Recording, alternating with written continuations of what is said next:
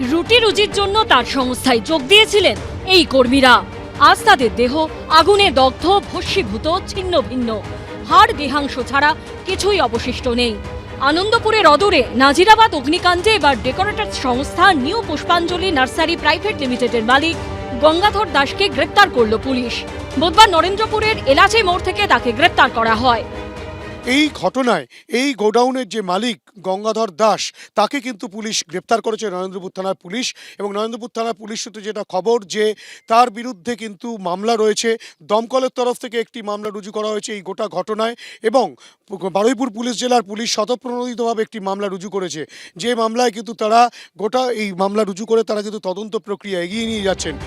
সোমবার নাজিরাবাদের ডেকোরেটরসের যে গোডাউনে প্রথম আগুন লাগে সেটির মালিক গঙ্গাধর দাস। পূর্ব মেদিনীপুরের খেজুরিতে তার বাড়ি। স্থানীয় সূত্রে খবর, প্রথম জেলার মধ্যে নানা অনুষ্ঠানে সাজানোর বরাত পেতেন। এরপর কলকাতায় কাজ শুরু করেন।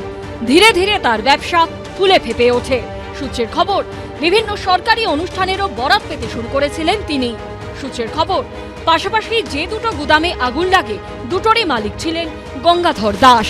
একটি তিনি নিজে ব্যবহার করতেন, সেখানে ডেকোরেটরস সংস্থার জিনিস রাখা থাকতো।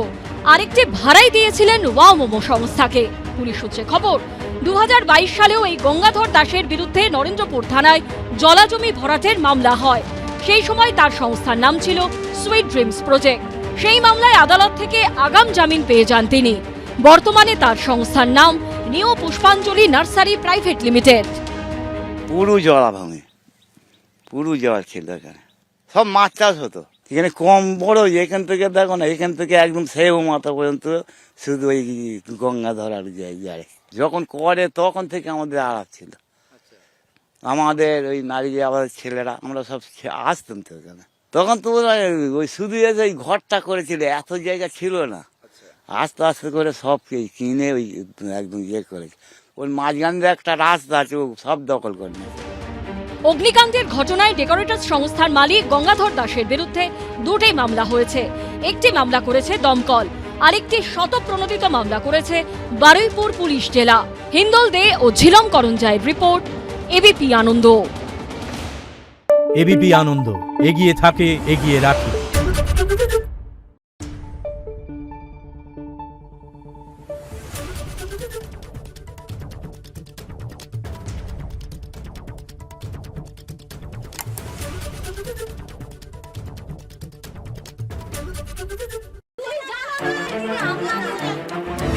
বাংলা চেঁচামেচি চায় না, বাংলা খবর চায়।